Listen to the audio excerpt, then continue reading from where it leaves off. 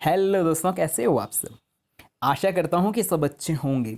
तो चलिए आइए शुरू करते हैं आज की क्लास। और इस क्लास में हम सीटेट पेपर 2 एसएसटी सामाजिक अध्ययन क्लास 6 की एनसीईआरटी से दोस्तों पॉलिटिकल साइंस के चैप्टर 2 और चैप्टर 3 और ज्योग्राफी के चैप्टर 2 और चैप्टर 3 और हिस्ट्री के भी दोस्तों इसी प्रकार से चैप्टर 2 और चैप्टर 3 को इस क्लास में करने वाले हैं। ठीक है। और इस सीरीज को इसी क्रम में आगे बढ़ाते हुए सीटेट के एग्जाम से पहले पहले हम क्लास 6 सेवन्थ और 8th की एनसीईआरटी को इसी प्रकार से संपूर्ण एनसीईआरटी को कंप्लीट करने वाले हैं। तो चलिए दोस्तों बढ़ते हैं क्लास में आगे की ओर। तो दोस्तों आज के लिए पहला प्रश्न शुरू करने से पहले अगर आप हमारे सारथी कोचिंग सेंटर में पहली बार हो तो चैनल को सब्सक्राइब और वीडियो को लाइक करना ना भूलें। शुरू करते हैं आज का पहला प्रश्न। और आज के लिए जो दोस्तों पहला प्रश्न है प्रश्न नंबर 24। और इससे पहले के 23 प्रश्न हम पिछले क्लास में कर चुके हैं। अगर आपने अभी तक वो वीडियो नहीं देखी है तो उस वीडियो को भी जरूर जाकर देख सकते हैं। शुरू करते हैं आज का पहला प्रश्न। दोस्तों पृथ्वी अपने अक्ष पर डैश डैश डिग्री झुकी है और अपने कक्षीय तल पर डैश डैश डिग्री झुकी है। तो दोस्तों पृथ्वी अपने अक्ष पर कितना डिग्री 23.5 डिग्री झुकी हुई है। ठीक है। और अगर हम बात करते हैं अपने कक्षीय तल पर तो दोस्तों पृथ्वी अपने कक्षीय तल पर 66.5 डिग्री झुकी हुई है। तो ऐसा ऑप्शन कौन सा है दोस्तों ए बी सी। तो दोस्तों ऑप्शन नंबर सी में है कि पृथ्वी अपने अक्ष पर 23.5 और अपने कक्षीय तल पर 66.5 डिग्री झुकी हुई है। तो दोस्तों यही प्रश्न सीटेट में दो प्रकार से पूछा जा सकता है। पहला इस प्रकार से पूछा जा सकता है कि पृथ्वी अपने अक्ष पर कितना डिग्री झुकी हुई है, तो हम कर देंगे कितना 23.5। और अगला इस प्रकार से पूछा जा सकता है कि पृथ्वी अपने कक्षीय तल पर कितना डिग्री झुकी हुई है, तो दोस्तों कक्षीय तल पर हो जाएगा 66.5। तो चलिए दोस्तों बढ़ते हैं अगले प्रश्न की ओर। अगला जो दोस्तों प्रश्न है प्रश्न नंबर 25। ग्लोब पर खींची गई अक्षांश एवं देशांतर रेखाएं। ऑप्शन फर्स्ट है अध्यारोपित रेखाएं हैं और बी है वास्तविक रेखाएं हैं और ऑप्शन नंबर सी है काल्पनिक रेखाएं हैं और ऑप्शन नंबर डी है कि इनमें से कोई नहीं। तो दोस्तों ये हो जाएगा ग्लोब। ठीक है। और ग्लोब पर ये वाली हो जाएंगी अक्षांश रेखाएं। ठीक है। और ये वाली हो जाएंगी दोस्तों कौन सी देशांतर रेखाएं। तो जो ये वाली रेखाएं ग्लोब पर खींची गई है ये वास्तविक रेखाएं हैं या काल्पनिक रेखाएं हैं या अध्यारोपित रेखाएं हैं। तो दोस्तों इसका जो सही उत्तर हो जाएगा वो हो जाएगा ऑप्शन नंबर सी। सही उत्तर हो जाएगा कि ग्लोब पर खींची गई अक्षांश और देशांतर रेखाएं क्या है काल्पनिक रेखाएं हैं। तो चलिए बढ़ते हैं साथियों अगले प्रश्न की ओर। और अगला जो दोस्तों प्रश्न है प्रश्न नंबर 26। ग्लोब पर दो बराबर भागों उत्तरी गोलार्ध एवं दक्षिणी गोलार्ध में बांटने वाली रेखा 23.5 डिग्री मकर रेखा, 23.5 डिग्री कर्क रेखा और 0 डिग्री देशांतर या 0 डिग्री विषुवत रेखा। तो आइए दोस्तों इसे भी हम चित्र के माध्यम से समझ लेते हैं। तो ये वाला हो जाएगा ग्लोब। ठीक है।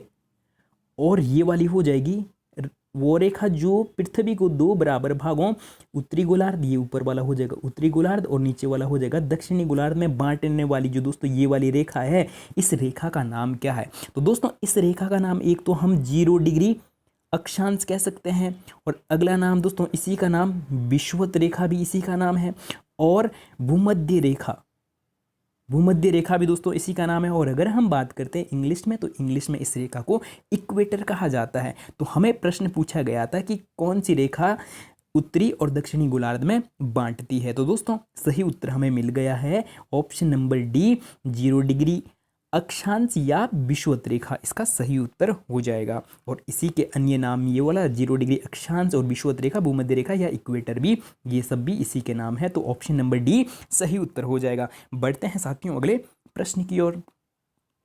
अगला जो दोस्तों प्रश्न है प्रश्न नंबर 27। अक्षांश रेखाओं की संख्या कितनी होती है। तो दोस्तों आइए समझते हैं इसको भी हम चित्र के माध्यम से ही समझ लेते हैं कि भैया अक्षांश रेखाओं की संख्या कितनी होती है। तो दोस्तों ये हो जाएगी हमारा ग्लोब या पृथ्वी और पृथ्वी को दो बराबर भागों में बांटने वाली रेखा को 0 डिग्री अक्षांश या भूमध्य रेखा या विषुवत रेखा कहते हैं। ठीक है 0 डिग्री अक्षांश। ठीक है। और अगर हम बात करते हैं दोस्तों उत्तरी गोलार्ध में कितनी अक्षांश रेखाएं होती है दोस्तों? उत्तरी गोलार्ध में होती है दोस्तों 90 अक्षांश रेखाएं उत्तरी गोलार्ध, और इसी प्रकार से दोस्तों 90 अक्षांश रेखाएं दक्षिणी गोलार्ध में होती है। तो दोस्तों टोटल कितनी हो जाएगी? 90 और 90 कितनी अक्षांश रेखाएं हो जाएगी? 180 अक्षांश रेखाएं हो जाएगी। अगर दोस्तों हमें प्रश्न में इसी प्रकार से प्रश्न पूछा गया कि अक्षांश रेखाओं की संख्या कितनी है और ऑप्शन में हमें ये इस प्रकार के ऑप्शन मिलते हैं, तब तो दोस्तों 180 ऑप्शन एकदम राइट आंसर हो जाएगा। लेकिन दोस्तों अगर हमें अगला ऑप्शन मान लो कि बी के जगह हमें पूछा जाता कि 181, तो दोस्तों कौन सा ऑप्शन सही होता? 181 या 180 वाला? तब दोस्तों अगर हमें ये वाला भी ऑप्शन होता, मान लो कि ऑप्शन नंबर बी क्या है? 181 है, तो सबसे सटीक आंसर दोस्तों 181 वाला हो जाता। अब क्यों हो जाता? क्योंकि हमने बात करते हैं 90 अक्षांश रेखाएं तो हमने उत्तरी गोलार्ध में गिनी, और 90 अक्षांश रेखाएं हमने दक्षिणी गोलार्ध में गिनी। और जो दोस्तों ये 0 डिग्री अक्षांश है, इसको हमने ना उत्तरी गोलार्ध के साथ गिना ना दक्षिणी गोलार्ध के साथ गिना। तो दोस्तों 90 प्लस 90 और प्लस 1 तो कितना हो जाएगा? 181 अक्षांश रेखाएं। तो ऑप्शन के हिसाब से दोस्तों हमें उत्तर का चयन करना है। अगर इसी प्रकार के हो तो ऑप्शन नंबर डी, और अगर ऑप्शन में 181 भी होता तो सबसे सटीक आंसर 181 हो जाता। तो चलिए बढ़ते हैं साथियों अगले प्रश्न की ओर। अगला जो दोस्तों प्रश्न है, प्रश्न नंबर 28, देशांतर रेखाओं की संख्या होती है। तो दोस्तों इसे भी हम चित्र के माध्यम से समझ लेते हैं कि भाई देशांतर रेखाओं की संख्या कितनी होती है। तो दोस्तों जो ये पृथ्वी को 2 बराबर गोलार्ध, पूर्वी गोलार्ध और पश्चिमी गोलार्ध में बांटने वाली जो दोस्तों ये 0 डिग्री देशांतर है, तो दोस्तों इसे ही मुख्य यामोत्तर या प्रमुख यामोत्तर या प्रधान यामोत्तर भी कहा जाता है। ठीक है, तो अगर हम बात करते हैं मुख्य यामोत्तर या प्रधान यामोत्तर से दोस्तों पूर्वी गोलार्ध में कितनी देशांतर रेखाएं होती है? 180 देशांतर रेखाएं पूर्वी गोलार्ध में होती है, और इसी प्रकार से 180 देशांतर रेखाएं पश्चिमी गोलार्ध में होती है। तो टोटल कितनी हो जाएगी दोस्तों? 180 और 180 देशांतर रेखाएं टोटल मिलाकर कितनी हो जाएगी? 360 हो जाएगी। तो दोस्तों ऑप्शन नंबर ए सही उत्तर हो जाएगा। तो चलिए दोस्तों हम बढ़ते हैं अगले प्रश्न की ओर। अगला जो दोस्तों प्रश्न है, प्रश्न नंबर 29, कर्क रेखा और मकर रेखा के बीच के कटिबंधीय क्षेत्र को डैश डैश कहा जाता है। तो दोस्तों इस प्रश्न के उत्तर जानने से पहले हम कटिबंधीय क्षेत्र को ही जान लेते हैं कि भैया ये कटिबंधीय क्षेत्र किसे कहा जाता है। ठीक है, तो समझते हैं दोस्तों, इसको भी चित्र के माध्यम से समझ लेते हैं। तो ये हो जाएगा हमारा ग्लोब। ठीक है, और ग्लोब पर ये वाली हो जाएंगे दोस्तों अक्षांश रेखाएं। ठीक है, ये अक्षांश रेखाएं हो जाएंगी।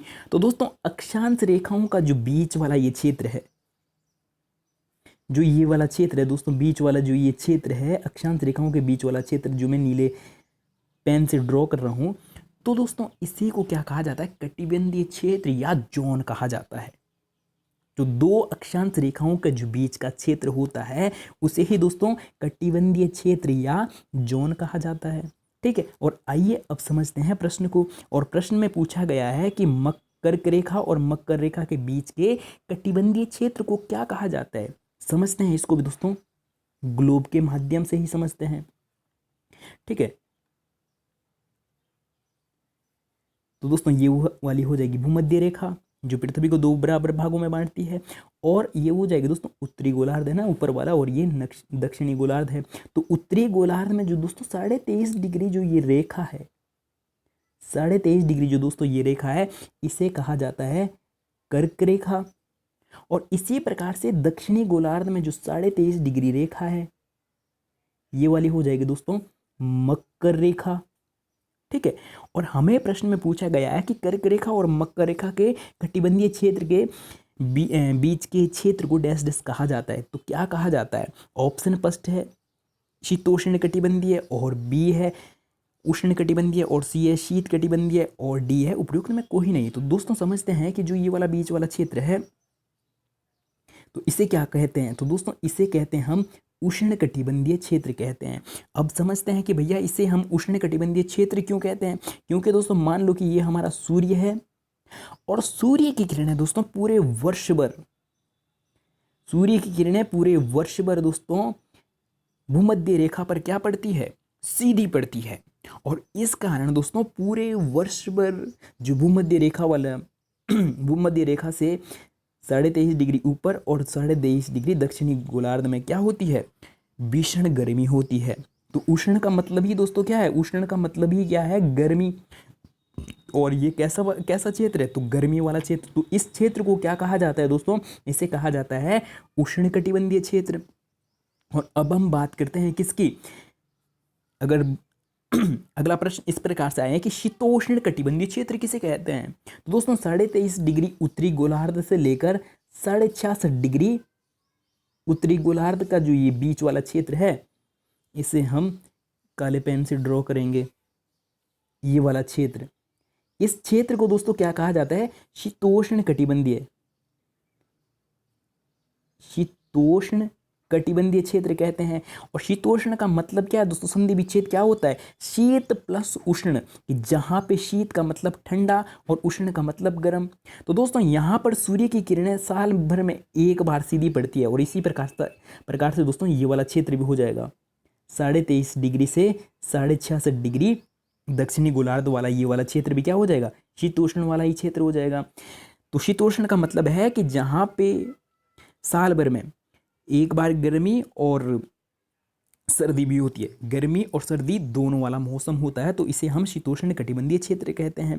और अगला प्रश्न दोस्तों यहीं पर इस प्रकार से पूछा जा सकता है कि शीत कटिबंधीय, इससे पहले दोस्तों हम शीतोष्ण समझा, ठीक है। अब शीत कटिबंधीय क्षेत्र किसे कहते हैं, तो दोस्तों ये 66.5 डिग्री जो उत्तरी गोलार्ध से लेकर और 90 डिग्री जो दोस्तों जिसे हम क्या कहते हैं, उत्तरी ध्रुव भी कहते हैं, यहाँ का क्षेत्र। और इसी प्रकार से दक्षिणी गोलार्ध में भी 66.5 डिग्री दक्षिण से 90 डिग्री दक्षिणी गोलार्ध का जो दोस्तों ये क्षेत्र है, इसे हम कौन से पेन से दर्शा देंगे, इस वाले से दर्शा देंगे, ठीक है।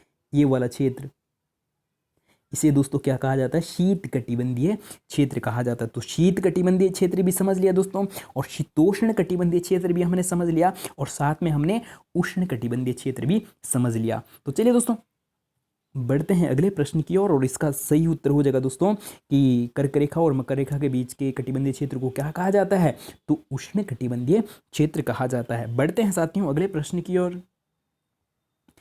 अगला जो दोस्तों प्रश्न है, प्रश्न नंबर 30, भारत का मानक समय डैश डैश माना गया है। ऑप्शन फर्स्ट है 82.5 डिग्री पश्चिमी देशांतर, और बी है 82.5 डिग्री पूर्वी देशांतर, और सी है 80 डिग्री पूर्वी देशांतर, और ऑप्शन नंबर डी है 80 डिग्री पश्चिमी देशांतर। तो दोस्तों इसका सही उत्तर हो जाएगा, हमारा जो मानक समय है वो है 82.5 डिग्री पूर्वी देशांतर है, ठीक है। और अगला प्रश्न दोस्तों यहीं पे इस प्रकार से बन सकता है कि भैया तिथि रेखा या समय रेखा किसे कहा जाता है। तो दोस्तों 180 जो डिग्री रेखा है, 180 डिग्री रेखा को क्या कहा जाता है, तिथि रेखा कहा जाता है। और अगला प्रश्न यहाँ पे इस प्रकार से पूछा जा सकता है कि समय रेखा किसे कहते हैं। तो दोस्तों 0 डिग्री ग्लोब पर जो ये 0 डिग्री देशांतर, या जिसे हम मुख्य यामोत्तर भी कह रहे हैं, तो 0 डिग्री देशांतर वाली जो दोस्तों ये रेखा है, इसे ही समय रेखा कहा जाता है। तो टाइमलाइन कौन सी हो जाएगी, 0 डिग्री देशांतर, और तिथि रेखा कौन सी हो जाएगी, 180 डिग्री रेखा क्या हो जाएगी, तिथि रेखा। तो चलिए बढ़ते हैं दोस्तों अगले प्रश्न की ओर। अगला जो दोस्तों प्रश्न है, प्रश्न नंबर 31, प्रमुख यामोत्तर का मान कितना होता है। तो आइए इसको भी समझते हैं चित्र के माध्यम से। ये हमारा ग्लोब है या पृथ्वी है, और पृथ्वी के दोस्तों उत्तरी गोलार्ध और दक्षिणी गोलार्ध को मिलाने वाली जो दोस्तों ये रेखा है, इसी को क्या कहा जाता है, प्रमुख यामोत्तर या प्रधान यामोत्तर कहा जाता है। और इसका जो दोस्तों मान होता है वो होता है 0 डिग्री देशांतर, 0 डिग्री देशांतर, ठीक है। तो दोस्तों कौन सा ऑप्शन सही हो जाएगा, तो ऑप्शन दिए हमें 0 डिग्री देशांतर, और ऑप्शन बी है 0 डिग्री अक्षांश, और सी है 180 डिग्री, और डी है 90 डिग्री अक्षांश। तो दोस्तों इसका सही उत्तर हो जाएगा ऑप्शन नंबर ये सही उत्तर हो जाएगा 0 डिग्री। देशांतर को ही प्रमुख यामोत्तर या समय रेखा भी इसी को कहा जाता है। ठीक है, तो बढ़ते हैं दोस्तों अगले प्रश्न की ओर। अगला जो दोस्तों प्रश्न है बहुत अच्छा प्रश्न है कि ग्रिड जाल किसे कहा जाता है। तो कथन है हमारे पास, कथन ए है अक्षांश रेखाओं को, या बी है देशांतर रेखाओं को, और सी है कि अक्षांश और देशांतर रेखाओं को। तो ग्रिड जाल किसे कहा जाता है, तो दोस्तों आइए समझते हैं ग्रिड जाल को भी चित्र के माध्यम से। ये हो जाएगा दोस्तों हमारा ग्लोब, और ग्लोब पर ये वाली हो जाएगी कौन सी, भूमध्य रेखा, और भूमध्य रेखा के ऊपर ये कर्क और ये मकर, ठीक है, और ये आर्कटिक और ये अंटार्कटिक रेखा। और इसी प्रकार से अब हम देशांतर रेखाओं को दर्शाने वाले हैं। ये मुख्य यामोत्तर हो जाएगा, ठीक है, और मुख्य यामोत्तर से इधर दोस्तों ये सारी क्या हो जाएगी, अक्षांश रेखाएं हो जाएंगी। अक्षांश नहीं दोस्तों, ये देशांतर रेखाएं, ठीक है। तो ग्लोब पर जो दोस्तों ये अक्षांश और देशांतर रेखाओं का जो जाल है, ठीक है, जो दोस्तों ये जाल दिख रहा है, ये जाल सा बन रहा है ना, अक्षांश और देशांतर रेखाओं के बीच का जो ये क्षेत्र और ये जाल सा बन रहा है बीच में, तो दोस्तों इसे ही क्या कहा जाता है, ग्रिड जाल कहा जाता है। तो ऑप्शन नंबर सी कौन सा, ऑप्शन नंबर सी सही उत्तर हो जाएगा कि अक्षांश और देशांतर रेखाओं का जो जाल है उसे ही क्या कहा जाता है, ग्रिड जाल कहा जाता है। तो दोस्तों ऑप्शन नंबर 4 सही उत्तर हो जाएगा, केवल सी सत्य है। अक्षांश और देशांतर रेखाओं का जो जाल बनता है उसे ही ग्रिड जाल कहा जाता है। तो चलिए दोस्तों बढ़ते हैं अगले प्रश्न की ओर। अगला जो दोस्तों हमारे पास प्रश्न है वो है प्रदीप्त वृत्त किसे कहते हैं। और दोस्तों बहुत अच्छा और बहुत इंपॉर्टेंट प्रश्न है, तो आइए समझते हैं प्रदीप्त वृत्त। तो दोस्तों ये वाला हो जाएगा हमारा सूर्य, ये हो जाएगा हमारा सूर्य, ठीक है, और ये हो जाएगी हमारी पृथ्वी। तो दोस्तों जितने भाग में सूर्य का प्रकाश हमारे पृथ्वी पर पड़ता है तो उतने भाग में क्या होती है, दिन होता है। तो दोस्तों आगे वाले भाग में यहाँ पे क्या होगा, दिन होगा, क्योंकि यहाँ पे प्रकाश पड़ रहा है। और पीछे वाले भाग में दोस्तों क्या होगी, रात होगी। यहाँ पे क्या होनी है, रात होनी है, तो यहाँ पे क्या होगा, अंधेरा होगा, ठीक है। तो दोस्तों पृथ्वी पर रात और दिन, इधर वाला रात और इधर नहीं, इधर दिन और इधर रात, तो पृथ्वी पर दिन और रात को विभाजित करने वाला जो दोस्तों ये वृत्त है, ठीक है, इसे ही दोस्तों क्या कहा जाता है, प्रदीप्त वृत्त कहा जाता है। तो दोस्तों प्रदीप्त वृत्त किसे कहा जाता है कि पृथ्वी पर दिन और रात को विभाजित करने वाले वृत्त को ही हम क्या कहते हैं, प्रदीप्त वृत्त कहते हैं। तो दोस्तों ऑप्शन नंबर ए इसका सही उत्तर हो जाएगा, ठीक है। तो चलिए बढ़ते हैं अगले प्रश्नों की ओर। अगला जो दोस्तों प्रश्न है प्रश्न नंबर 34, पृथ्वी कितने प्रकार की गतियां करती है। ऑप्शन है 3, 4, 2, 1। तो दोस्तों इसका सही उत्तर हो जाएगा कि हमारी पृथ्वी 2 प्रकार की गतियां करती है। तो कौन कौन सी 2 गतियां करती है, तो दोस्तों पहली गति हो जाएगी घूर्णन, ठीक है, और अगली हो जाएगी परिक्रमण, ठीक है, 2 ये गति हो जाएगी। अब बात आती है कि भाई घूर्णन गति किसे कहते हैं, तो आइए समझते हैं पहले घूर्णन गति को। तो दोस्तों ये हमारी पृथ्वी हो जाएगी, ठीक है। तो दोस्तों जब हमारी पृथ्वी अपने ही अक्ष पर एक चक्कर पूरा करती है, अपने ही अक्ष पर जहाँ पे पृथ्वी है वहीं पर क्या कर रही है, एक चक्कर पूरा कर रही है। इसको अगर हम उदाहरण के माध्यम से समझे तो हम इस प्रकार से समझ सकते हैं कि अगर हम एक जगह खड़े हुए तो ना आगे ना पीछे ना दाएं ना बाएं, बिना चले अपने ही जगह पर क्या है, एक चक्कर पूरा कर लें, एक चक्कर घूम लें, तो दोस्तों उसी को क्या कहेंगे, घूर्णन गति कह लेंगे, ठीक है, कि जब हम अपने अक्ष पर एक चक्कर पूरा करेंगे तो घूर्णन गति कहलाएगी। और जब दोस्तों अगला है परिक्रमण गति, तो दोस्तों ये वाला हो जाएगा सूर्य और ये हमारी पृथ्वी हो जाएगी। जब हमारी पृथ्वी सूर्य के चारों ओर पश्चिम से पूर्व दिशा में क्या करती है, परिक्रमा करते हुए चक्कर लगाती है, तो उसी को दोस्तों क्या कहते हैं, परिक्रमण गति कहते हैं। तो दोस्तों आशा करता हूं कि आप पृथ्वी की घूर्णन और परिक्रमण गति को भी समझ गए होंगे और पृथ्वी कितने प्रकार की गतियां करती है इसे भी समझ गए होंगे। तो चलिए दोस्तों बढ़ते हैं अगले प्रश्न की ओर। अगला जो दोस्तों प्रश्न है प्रश्न नंबर 35, ठीक है। तो दोस्तों प्रश्न है कि एक लीप वर्ष में कितने दिन होते हैं। ऑप्शन है 365 और 366, 356 और 266। तो दोस्तों आइए समझते हैं, सबसे पहले समझते हैं कि भैया ये लीप वर्ष क्या है, और इसमें एक लीप वर्ष में जो सामान्य वर्ष होता है उससे एक दिन ज़्यादा क्यों होता है। तो आइए समझते हैं दोस्तों। तो दोस्तों जो हमारी पृथ्वी है, हमारी पृथ्वी सूर्य का एक चक्कर पूरा करने में कितना टाइम लगाती है? 365 दिन और 5 घंटे और 56 मिनट, ये दोस्तों मिनट हो जाएंगे, और 48 सेकंड हो जाएंगे। एग्जैक्ट जो दोस्तों टाइम है हमारी पृथ्वी, ये दिन हो जाएंगे। हमारी पृथ्वी सूर्य का एक चक्कर पूरा करने में इतना समय लगाती है। और दोस्तों हम सुविधा के लिए ये जो पीछे वाला समय है इनको ना गिनते हुए हम बोल देते हैं कि हमारी पृथ्वी सूर्य का एक चक्कर 365 दिन में लगाती है, और इनको हम गिनते ही नहीं है। तो ये लगभग जो दोस्तों ये क्या है, 5 घंटे 56 मिनट, लगभग 6 घंटे हुए ना। तो एक साल के 6 घंटे ये हो जाएंगे, और अगले साल के भी फिर इसी प्रकार से 6 घंटे, और अगले साल के भी इसी प्रकार से 6 घंटे, अगले साल के भी 6 घंटे। तो दोस्तों जब हम इनका योग करेंगे 6 6 6, तो दोस्तों ये पूरा कितना हो जाता है? अगर हम इन सब का योग करेंगे तो 4 साल बाद ये, एक साल के 6 घंटे ये, 2 साल के ये, 3 4, और 4 साल में दोस्तों ये 6 6 घंटे कितना? 24 घंटे बन जाते हैं। और दोस्तों 24 घंटे का ही क्या होता है? एक दिन होता है। ठीक है, 6 साल बाद ये क्या बन जाते हैं? पूरा के पूरा 24 घंटे बन जाते हैं, और 24 घंटे का एक दिन होता है। और इसीलिए दोस्तों सामान्य वर्ष से हर 4 वर्ष बाद कितने जो साल होता है वो 366 दिन का होता है, और 366 दिन के साल को ही हम क्या कहते हैं? लीप वर्ष कहते हैं। और इस दिन को अब हम कहाँ बढ़ाते हैं? तो दोस्तों जो फरवरी है, फरवरी प्रत्येक 4 वर्ष के बाद कितने? 29 दिन का होता है। ऐसे सामान्य जो दोस्तों फरवरी में दिन होते हैं वो 28 होते हैं, ठीक है, सामान्य वर्षों में। लेकिन लीप वर्ष में फरवरी में कितने? 29 दिन होते हैं। तो चलिए दोस्तों, आशा करता हूं कि आप लीप वर्ष को भी अच्छे से समझ गए होंगे। तो चलिए बढ़ते हैं साथियों अगले प्रश्न की ओर। और अगर दोस्तों आपको सेशन अच्छा लग रहा है और आप हमारे सारथी कोचिंग सेंटर में पहली बार हो तो चैनल को सब्सक्राइब और वीडियो को लाइक करना ना भूलें।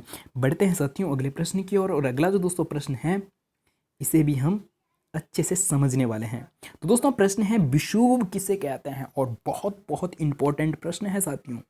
ठीक है, विषुव किसे कहते हैं?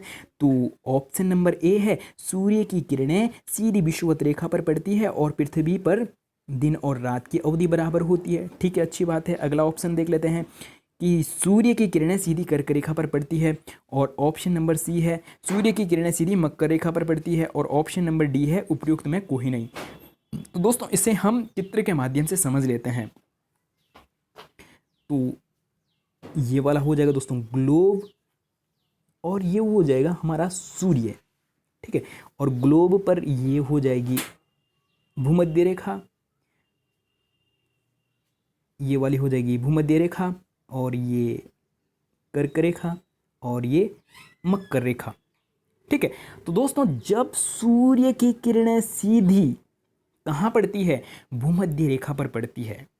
ऐसे स्थिति को ही दोस्तों हम क्या कहते हैं? विषुव कहते हैं। और विषुव वाली स्थिति पर दोस्तों हमारे पृथ्वी पर, पूरे पृथ्वी पर दिन और रात की जो अवधि होती है वो बराबर होती है। 12 घंटे के दिन और 12 घंटे की रातें होती है। और अब बात करते हैं कि ऐसी स्थिति कब कब होती है हमारे पृथ्वी पर।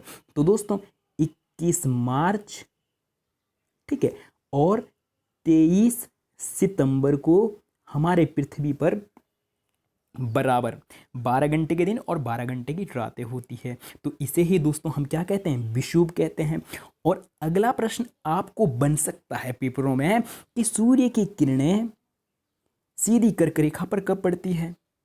तो आइए दोस्तों समझते हैं कि सूर्य की किरणें सीधी कर्क रेखा पर कब पड़ती है। तो इस प्रकार से कर्क रेखा पर कब पड़ती है? तो दोस्तों वो पड़ती है 21 जून। 21 जून को सूर्य की किरणें सीधी कर्क रेखा पर पड़ती है। ठीक है, और इस समय हमारे उत्तरी गोलार्ध में, क्योंकि हमारा जो देश है वो कहाँ? उत्तरी गोलार्ध में है, तो हमारे उत्तरी गोलार्ध में जून के समय गर्मी होती है नहीं होती है? क्यों? क्योंकि इस समय कारण क्या है, इस समय सूर्य की किरणें सीधी कर्क रेखा पर पड़ती है और कर्क रेखा हमारे देश के 8 राज्यों से होकर गुजर रही है। ठीक है, तो दोस्तों गर्मी क्यों होती है, अगर हम बात करते हैं तो गर्मी इसलिए होती है, अगर हम गर्मियों में 12 से 1 बजे के बीच बाहर जाएंगे तो उस समय हमारे ऊपर सूर्य की किरणें सीधी पड़ रही है, तो गर्मी होती है या नहीं होती है। और जब बात करते हैं कि 21 जून को, तो 21 जून को सूर्य की किरणें सीधी कहाँ पड़ रही है, कर्क रेखा पर पड़ रही है, और इसीलिए हमारे देश में उस समय गर्मी और दिन बड़े और रातें छोटी होती है। और ठीक इसका विपरीत दक्षिणी गोलार्ध में होता है उस समय। ठीक है, और अगला प्रश्न दोस्तों यहाँ पे पूछा जा सकता है कि सूर्य की किरणें सीधी मकर रेखा पर कब पड़ती है। तो दोस्तों मकर रेखा पर कब पड़ती है, तो मकर रेखा ये वाली हो जाएगी। तो दोस्तों मकर रेखा पर पड़ती है 22 दिसंबर को सूर्य की किरणें सीधी मकर रेखा पर पड़ती है। तो इस समय उत्तरी गोलार्ध में गर्मियां और दिन बड़े और रातें छोटी होती हैं। तो दोस्तों आशा करता हूं कि आप इस प्रश्न को अच्छे से समझ गए होंगे। तो विषुव भी समझ गए कि विषुव किसे कहते हैं, जब सूर्य की किरणें सीधी विषुवत रेखा पर पड़ती है और ऐसी स्थिति में दिन और रात की अवधि क्या होती है, बराबर होती है। तो ऑप्शन नंबर ए सही उत्तर हो जाएगा। तो चलिए दोस्तों हम बढ़ते हैं अगले प्रश्न की ओर। और अगला जो दोस्तों प्रश्न है बहुत अच्छा प्रश्न है और सीटेट या अदर टेट एग्जामों में बहुत बार पूछा गया है। उपसौर और अपसौर की स्थिति कब आती है। तो दोस्तों या तो हमें प्रश्न में पूछा जाता है कि उपसौर की स्थिति कब होती है, और या प्रश्न में पूछा जाता है परीक्षाओं में कि अपसौर वाली स्थिति कब होती है, और हमने इसको दोनों को एक ही प्रश्न में ले लिया है। तो आइए समझते हैं अपसौर और उपसौर वाली स्थिति। ठीक है, तो दोस्तों हमारी जो पृथ्वी है वो सूर्य के बाहर जो चक्कर लगाती है वो दीर्घ वृत्ताकार कक्षा में चक्कर लगाती है। तो इसको थोड़ा सा समझ लेते हैं। तो दोस्तों ये वाला हो जाएगा सूर्य, ये सूर्य हो जाएगा, और ये हमारी पृथ्वी हो जाएगी। तो दोस्तों हमारी पृथ्वी क्या करती है, दीर्घ वृत्ताकार कक्षा में इस प्रकार से सूर्य का क्या करती है, चक्कर लगाती है। तो दोस्तों ऐसे में क्या होता है कि सूर्य और पृथ्वी के बीच, तो दोस्तों ये हमारी पृथ्वी है, ठीक है, और ये क्या हो जाएगा, सूर्य हो जाएगा। तो ऐसे में दोस्तों क्या होता है, सूर्य और पृथ्वी के बीच की जो दूरी है, दूरी और स्थिति क्या होती रहती है, परिवर्तित होती रहती है। ठीक है, तो दोस्तों जब सूर्य और पृथ्वी के बीच न्यूनतम दूरी होती है, जैसे दोस्तों हमें यहाँ पे दिख रहा है ना कि सूर्य और पृथ्वी के बीच यहाँ पर क्या है, न्यूनतम दूरी है। तो दोस्तों ऐसे स्थिति को हम उपसौर कहते हैं। और जब सूर्य और पृथ्वी के बीच अधिकतम दूरी होती है, जैसे यहाँ पे क्या है, सूर्य और पृथ्वी के बीच अधिकतम दूरी है, तो ऐसे स्थिति को हम अपसौर कहते हैं। अब बात आती है कि भाई उपसौर वाली स्थिति कब आती है। तो दोस्तों वो होती है 3 जनवरी को। ठीक है, 3 जनवरी। और अगर हम बात करें अपसौर, जब पृथ्वी और सूर्य के बीच अधिकतम दूरी होती है। अप का मतलब हो गया दोस्तों ज़्यादा। ठीक है, तो दोस्तों कब होती है, तो वो होती है 4 जुलाई को सूर्य और पृथ्वी के बीच अधिकतम दूरी होती है, और उसे हम क्या कहते हैं, अपसौर कहते हैं। तो दोस्तों ऐसा ऑप्शन कौन सा है, तो 3 जनवरी और 4 जुलाई, ऑप्शन नंबर फर्स्ट यहाँ पर सही उत्तर हो जाएगा। तो चलिए दोस्तों हम बढ़ते हैं अगले प्रश्न की ओर। अगला जो दोस्तों प्रश्न है, प्रश्न नंबर 38, पृथ्वी पर दिन और रात कौन सी गति के कारण होती है। तो दोस्तों बहुत इंपॉर्टेंट प्रश्न है कि हमारे पृथ्वी पर दिन और रात कौन से गति के कारण होती है, घूर्णन गति के कारण होती है या परिक्रमण गति के कारण होती है। तो इसे भी थोड़ा सा समझ लेते हैं। ये हो जाएगा सूर्य, ठीक है, और ये वाली हो जाएगी हमारी पृथ्वी। तो दोस्तों अगर हमारी पृथ्वी अपने अक्ष पर घूर्णन गति ना करें तो क्या होगा, जो पृथ्वी के सामने वाला भाग है ये वाला, तो यहाँ पर दोस्तों पूरे वर्ष पर क्या रहने वाली है, यहाँ पे प्रकाश पड़ेगा तो यहाँ पर दिन रहने वाला है, और पीछे वाले में विपरीत दिशा में क्या, रात ही रात रहने वाली है। अगर हमारी पृथ्वी अपने अक्ष पर घूर्णन गति ना करें तो, और जब घूर्णन गति करेगी तो ये वाला आगे वाला भाग पीछे और पीछे वाला भाग आगे की ओर परिवर्तित हो जाएगा। तो दोस्तों पृथ्वी पर दिन और रात कौन सी गति के कारण हो रही हैं, घूर्णन गति के कारण हो रहे हैं। तो इसमें हमने ऑप्शन नहीं बनाया, ऑप्शन बना लेते हैं फर्स्ट, केवल ए सत्य है और केवल बी सत्य है,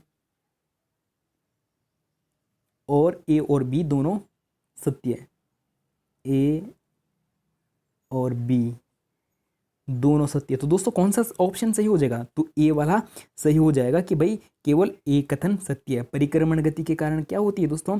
पृथ्वी पर दिन और रात का छोटा बड़ा और ऋतु परिवर्तन होते हैं। ठीक है, तो चलिए बढ़ते हैं अगले प्रश्न की ओर।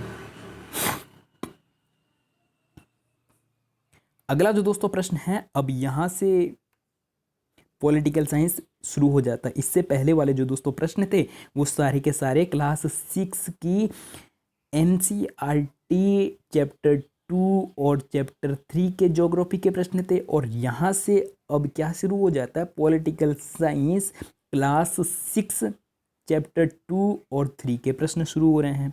तो आइए शुरू करते हैं क्लास 6 की पॉलिटिकल साइंस का आज के लिए पहला प्रश्न। तो दोस्तों प्रश्न नंबर 1 है कि पूर्वाग्रहों से संबंधित कौन सा कथन सत्य है?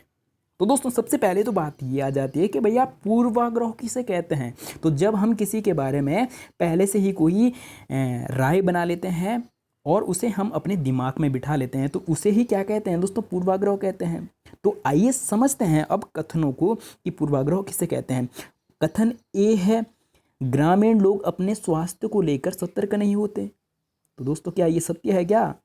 और आगे इसी में कहा जा रहा है कि वे बहुत अंधविश्वासी होते हैं। तो दोस्तों शहर के लोग ग्रामीण लोगों के बारे में इस प्रकार का पूर्वाग्रह है शहर के लोगों में ग्रामीण लोगों के प्रति कि ग्रामीण लोग एक तो क्या है, अपने स्वास्थ्य को लेकर सतर्क नहीं रहते हैं और वे अंधविश्वासी होते हैं। तो दोस्तों सारे के सारे लोग ऐसे नहीं होते हैं, कुछ हो सकता है, लेकिन 100% लोग तो ऐसे नहीं हैं जो अपने स्वास्थ्य के बारे में और अंधविश्वासी होते हैं। तो ये क्या पूर्वाग्रह है? कौन कौन ऐसा पूर्वाग्रह रख रहे हैं? शहर के लोग ग्रामीणों के प्रति। और कथन बी है कि गांव के लोग बहुत पिछड़े हुए होते हैं और वो कृषि की आधुनिक प्रौद्योगिकी का इस्तेमाल करना पसंद नहीं करते हैं। तो दोस्तों ये भी पूर्वाग्रह की धारणा है कि ऐसा ज़रूरी नहीं है कि भाई गांव के लोग पिछड़े ही होते हैं, ठीक है, और वो नई आधुनिक प्रौद्योगिकी का इस्तेमाल करना पसंद नहीं करते हैं। तो ये भी क्या है? पूर्वाग्रहों का ही एक क्या है? उदाहरण है। और अगला जो दोस्तों कथन है, ये गांव के लोग शहरों के बारे में किस प्रकार की धारणा रखते हैं वो इस कथन में दर्शाया गया है कि शहरी लोग पर भरोसा नहीं किया जा सकता, कि शहरी लोगों पर भरोसा नहीं किया जा सकता और वो चालाक और भ्रष्ट होते हैं। तो दोस्तों सारे के सारे शहरी लोग भ्रष्ट होते हैं क्या? तो ये गांव के लोगों का शहरी लोगों के प्रति पूर्वाग्रह है। तो दोस्तों कथन ए बी सी तीनों के तीनों कथन क्या हो जाएंगे? सत्य हो जाएंगे, क्योंकि ये पूर्वाग्रहों के ही उदाहरण हैं। तो कथन तीनों सही है, तो ऑप्शन नंबर 4 सही उत्तर हो जाएगा। ए बी सी तीनों कथन सत्य। तो चलिए बढ़ते हैं अगले प्रश्न की ओर। तो दोस्तों अगला प्रश्न है प्रश्न नंबर 40। रूढ़िवादी धारणा बनाने के संबंध में कौन सा कथन सत्य है? तो दोस्तों आइए समझते हैं रूढ़िवादी धारणा क्या होती है। तो जब हम सभी लोगों को एक ही छवि में बांध लेते हैं उसे रूढ़िवादी धारणा कहते हैं, और या उनके बारे में पक्की धारणा बना लेते हैं। तो दोस्तों ऑप्शन पहला है हमारे पास केवल ए कथन सत्य है, और सेकंड है ए और बी दोनों सत्य है, और तीसरा है केवल बी कथन सत्य, और चौथा है ए और बी दोनों असत्य। तो दोस्तों इसका सही उत्तर हो जाएगा ऑप्शन नंबर 2 सही उत्तर हो जाएगा। ए और बी दोनों सत्य हैं, और ये दोनों किसके उदाहरण हैं? रूढ़िवादिता के उदाहरण हैं। और इसको दोस्तों हम उदाहरण के माध्यम से इस प्रकार से भी समझ सकते हैं कि मानो कि एक घर में एक बच्चा क्या कर रहा है? झाड़ू या पोछा कर रहा है, और उस बच्चे की दादी कहती है कि बेटा तुम ये काम रहने दो, ये काम लड़कियों के होते हैं। तो दोस्तों ये भी किसका उदाहरण है? रूढ़िवादिता का उदाहरण है कि जो घर का काम है और झाड़ू पोछे का जो काम है वो सिर्फ लड़कियां ही करने वाली है। तो ये भी एक किसका? रूढ़िवादिता का उदाहरण हो जाएगा। तो चलिए बढ़ते हैं दोस्तों अगले प्रश्न की ओर। अगला जो दोस्तों प्रश्न है और बहुत इंपॉर्टेंट प्रश्न है, प्रश्न नंबर 41 की दलित शब्द वो है। तो दोस्तों दलित शब्द कौन सा है? दलित शब्द।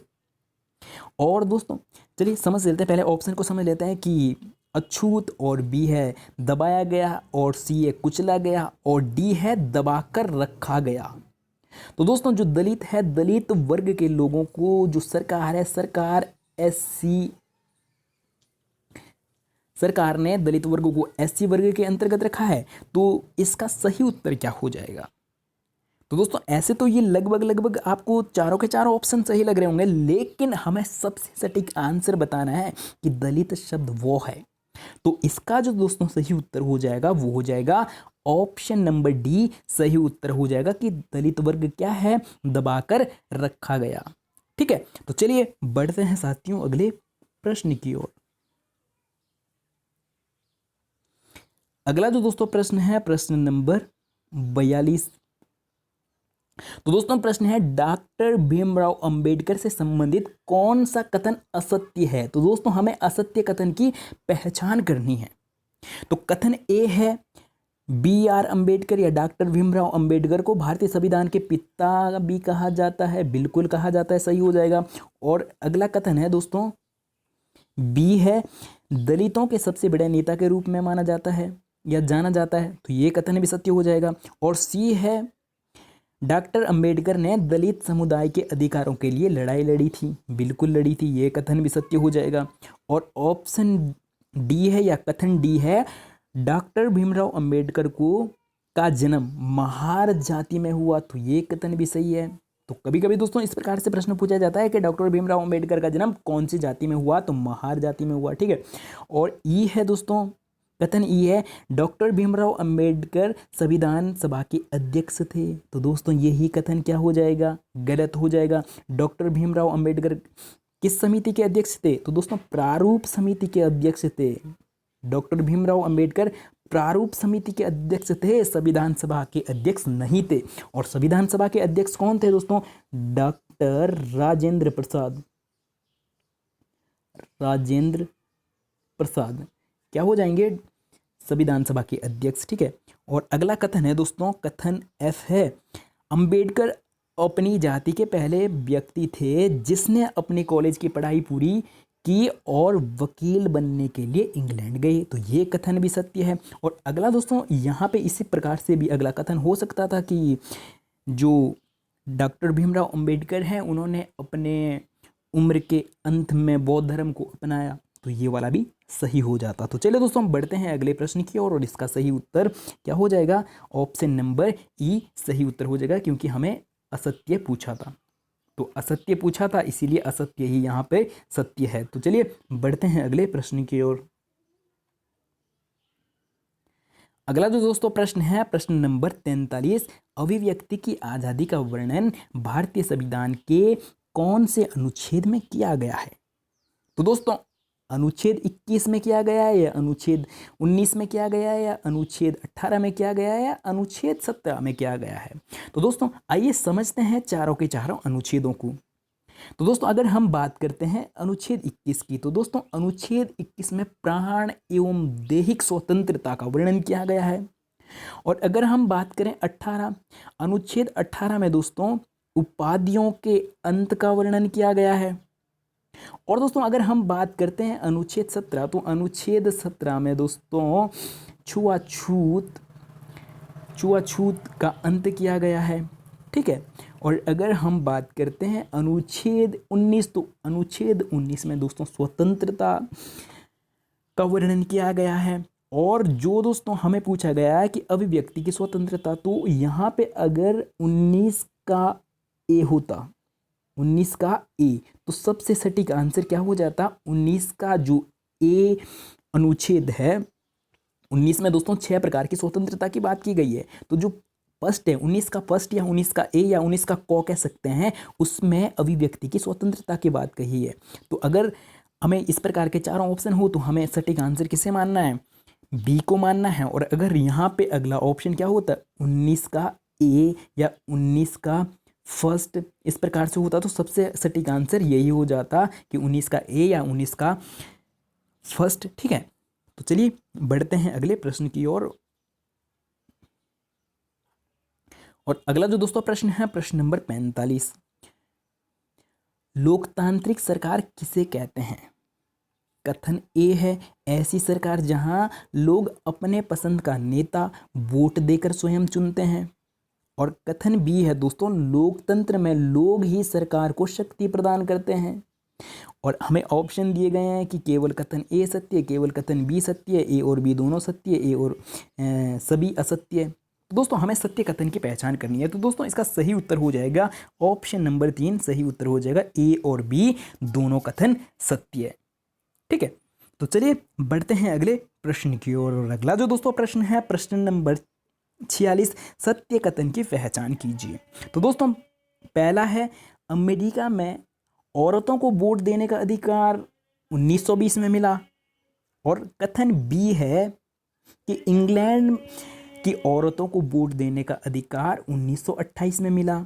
और ऑप्शन दिए हैं हमें ए और बी असत्य। और अगला है सेकंड है कि ए सत्य और सी है, या तीसरा है ए और बी दोनों सत्य, और चौथा है केवल ए सत्य। तो दोस्तों इसका सही उत्तर हो जाएगा ऑप्शन नंबर 3, इसका सही उत्तर हो जाएगा ए और बी दोनों कथन ये क्या है, सत्य है। अमेरिका में महिलाओं को वोट देने का अधिकार 1920 में और इंग्लैंड में महिलाओं को वोट देने का अधिकार 1928 में मिला। तो चलिए दोस्तों बढ़ते हैं अगले प्रश्न की ओर। अगला जो दोस्तों प्रश्न है, प्रश्न नंबर 47, स्प्रेज मूवमेंट क्या है। कथन ए है महिलाओं को वोट देने का अधिकार, और कथन बी है महिलाओं को स्वतंत्रता का अधिकार।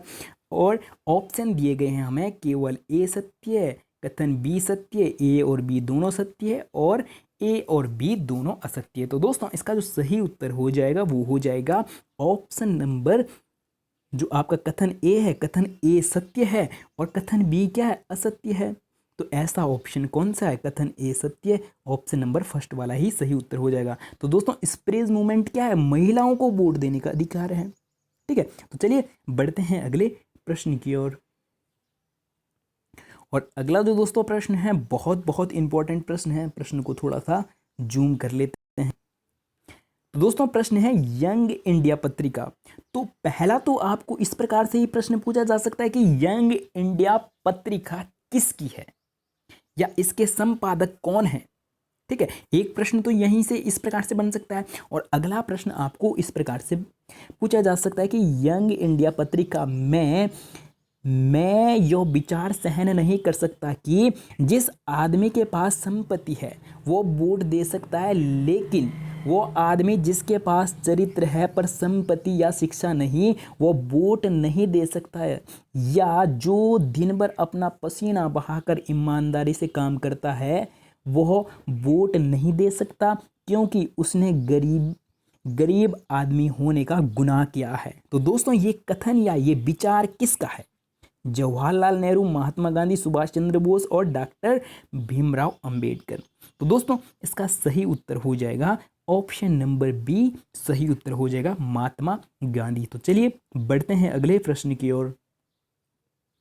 अगला जो दोस्तों प्रश्न है, अब यहां से हिस्ट्री हो जाता है स्टार्ट।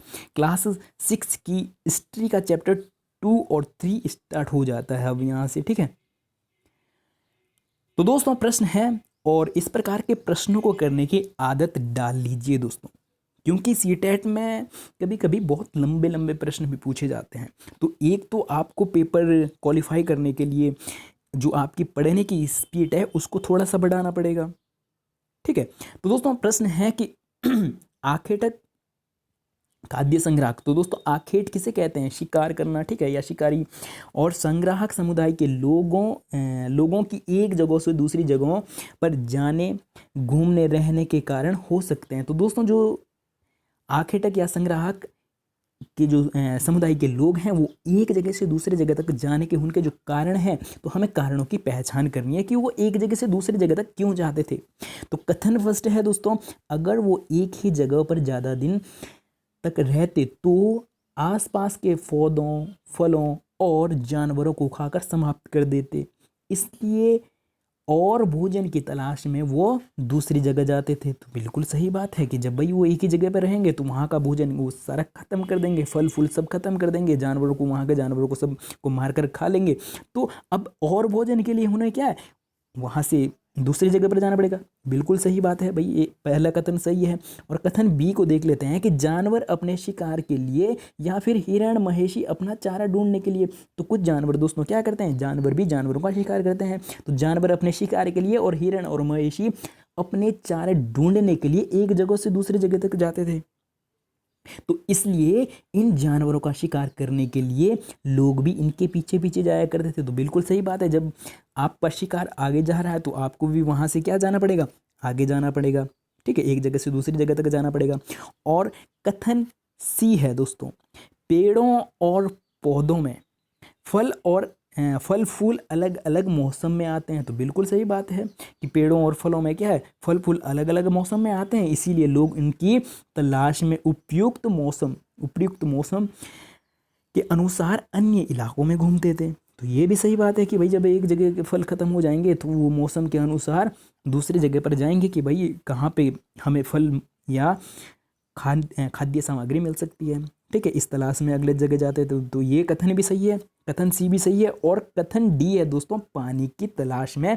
तो बिल्कुल सही बात है, पानी के बिना तो दोस्तों जीवन क्या है, असंभव है, जीवन की कल्पना करना भी असंभव है। तो इसलिए पानी की तलाश में भी एक जगह से दूसरी जगह तक जाते थे। तो दोस्तों कथन ए बी सी डी चारों के चारों कथन सत्य है और ऐसा ऑप्शन हमें इसमें कोई सही नहीं दिखता। तो यहाँ पे हम क्या कर देंगे, डी कर सकते हैं।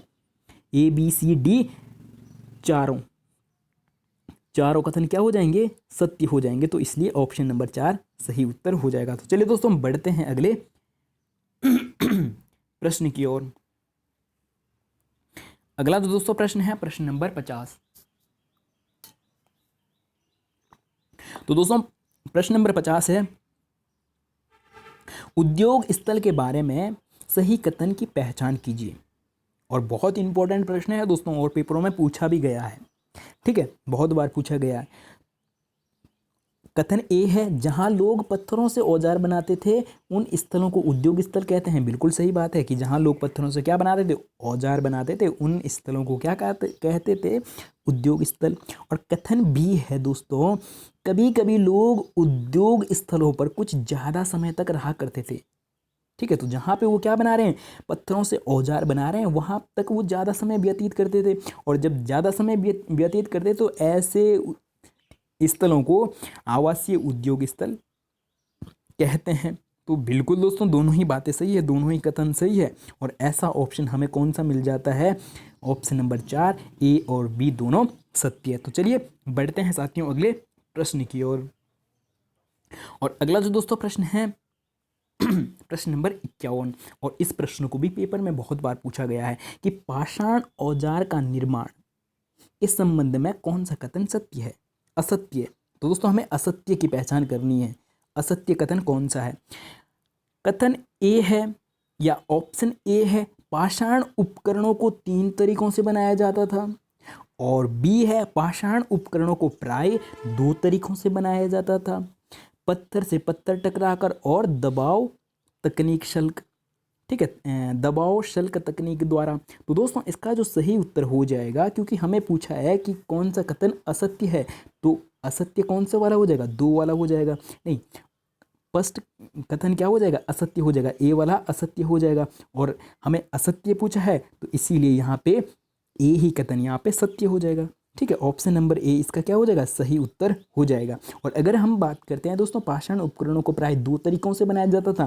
तो कौन कौन से 2 तरीके हैं, तो एक पत्थर से पत्थर टकराकर, और दूसरा जो दोस्तों तरीका था वो है शल्क तकनीक। शल्क तकनीक में दोस्तों हम क्या करते थे कि जैसे आदि मानव क्या करते थे, ये इस पत्थर का हमें क्या बनाना, औजार बनाना है, तो यहाँ पे कोई सी नुकीली चीज़ रखकर और ऊपर से छेनी या हथौड़ा या किसी भारी पत्थर से क्या करते थे, इस पर जोर से मारा करते थे। और नीचे वाले जो पत्थर है जिससे हम क्या बना रहे हैं, औजार बना रहे हैं, वो क्या हो जाता था, पैना हो जाता था। ठीक है, तो चलिए बढ़ते हैं दोस्तों अगले प्रश्न की ओर। और इसका सही उत्तर ऑप्शन नंबर ए ही हो जाएगा। ठीक है, बढ़ते हैं अगले प्रश्न की ओर। अगला जो दोस्तों प्रश्न है प्रश्न नंबर 52, राख के अवशेष कहाँ से प्राप्त होते हैं, सत्य कथन की पहचान करनी है। तो दोस्तों कथन ए है कुरनूल की गुफा से, और बी है भीमबेटका से, और सी है उंगसी से, और डी है उपयुक्त में कोई नहीं। तो साथियों अगर हम बात करते हैं कि राख के अवशेष कहाँ से प्राप्त होते हैं, तो दोस्तों कुरनूल की गुफा से राख के अवशेष प्राप्त होते हैं, और भीमबेटका से शैलाश्रय और शैलों में चित्रकारी प्राप्त होती है। और भीमबेटका कहाँ है दोस्तों, मध्य प्रदेश और दक्षिणी उत्तर प्रदेश में। और अगर हम बात करते हैं हुंगसी से क्या प्राप्त होता है, तो दोस्तों हुंगसी से औद्योगिक स्थल प्राप्त होते हैं। ठीक है, तो चलिए बढ़ते हैं अगले प्रश्न की ओर, और इसका सही उत्तर ऑप्शन नंबर ए हो जाएगा। और यहीं से आपको 3 अलग अलग प्रकार से प्रश्न पूछे जा सकते हैं। भीमबेटका से भी पूछा जा सकता है और उंगसी से भी पूछा जा सकता है। तो भीमबेटका से क्या मिल रहा है, शैलाश्रय और शैलों के अंदर दोस्तों गुफाओं के अंदर क्या चित्रकारी मिलती है। ठीक है, और हुंगसी से क्या मिलते हैं, औद्योगिक स्थल के प्रमाण मिलते हैं। तो चलिए बढ़ते हैं अगले प्रश्न की ओर। और अगला जो दोस्तों प्रश्न है बहुत बहुत इंपॉर्टेंट प्रश्न है, प्रश्न नंबर 53। भारत में शुतुरमुर्ग से संबंधित सत्य कथन की पहचान कीजिए। तो कथन ए है, भारत में पुरापाषाण युग के दौरान शुतुरमुर्ग होते थे। और बी है, महाराष्ट्र के पटने पुरास्थल से शुतुरमुर्ग के अंडों के अवशेष मिले। और सी है, इनके कुछ छिलकों पर चित्रांकन भी मिलता है। और ऑप्शन डी है, इन अंडों से इन अंडों से मनके भी बनाए जाते थे। तो दोस्तों चारों ही कथन सत्य है। तो दोस्तों हम चौथा जो ऑप्शन रख सकते हैं कि उपर्युक्त सभी क्या हो जाएंगे, सत्य। तो दोस्तों ऑप्शन नंबर ई ही सही उत्तर हो जाता। ठीक है, इस प्रकार का हमने कोई ऑप्शन नहीं, तो हम कह सकते हैं कि ई सभी सत्य। तो कौन सा ऑप्शन सही हो जाएगा दोस्तों, ऑप्शन नंबर ई सही हो जाएगा, क्योंकि ये चारों ही उपयुक्त बातें चारों सही है। ठीक है, तो चलिए बढ़ते हैं अगले प्रश्न की ओर। अगला जो दोस्तों प्रश्न है प्रश्न नंबर 54। और हो सकता है कि इस प्रकार का आपको लड्डू सा क्वेश्चन भी पूछ दिया जाए भाई है। तो मनुष्य ने सबसे पहले जंगली जानवर को पालतू बनाया। किस जंगली जानवर को दोस्तों मनुष्य ने सबसे पहले पालतू बनाया? तो ऑप्शन ए है बकरी, घोड़ा, लोमड़ी, कुत्ता। तो दोस्तों इसका सही उत्तर हो जाएगा ऑप्शन नंबर डी। तो दोस्तों बी के जगह क्या होना चाहिए था, डी सही उत्तर हो जाएगा। कुत्ते को मनुष्यों ने सबसे पहले पालतू जानवर बनाया। चलिए बढ़ते हैं अगले प्रश्न की ओर। और अगला जो दोस्तों प्रश्न है प्रश्न नंबर 55। मिट्टी पर महेशियों के खुरों के निशान के अवशेष कहाँ से प्राप्त हुए? ठीक है, तो ऑप्शन नंबर ए है महागढ़ा और बुर्जहोम, सी है चिरांद और डी है मेहरगढ़। तो दोस्तों इसका सही उत्तर हो जाएगा ऑप्शन नंबर ए, इसका सही उत्तर हो जाएगा महागढ़ा से क्या मिलते हैं, महेशियों के खुरों के निशान के अवशेष प्राप्त होते हैं। और दोस्तों अगर हम बात करते हैं कि बुर्जहोम से क्या मिलता है, तो दोस्तों बुर्जहोम से गिरतावास का मतलब है दोस्तों मिट्टी के अंदर घर बनाए जाते थे। तो दोस्तों अगर हम बात करते हैं जम्मू कश्मीर या लद्दाख, तो वहाँ पे क्या होती है, ठंड बहुत अधिक होती है। तो प्राचीन काल में वहाँ पे क्या बनाए जाते थे, मिट्टी के अंदर घर बनाए जाते थे।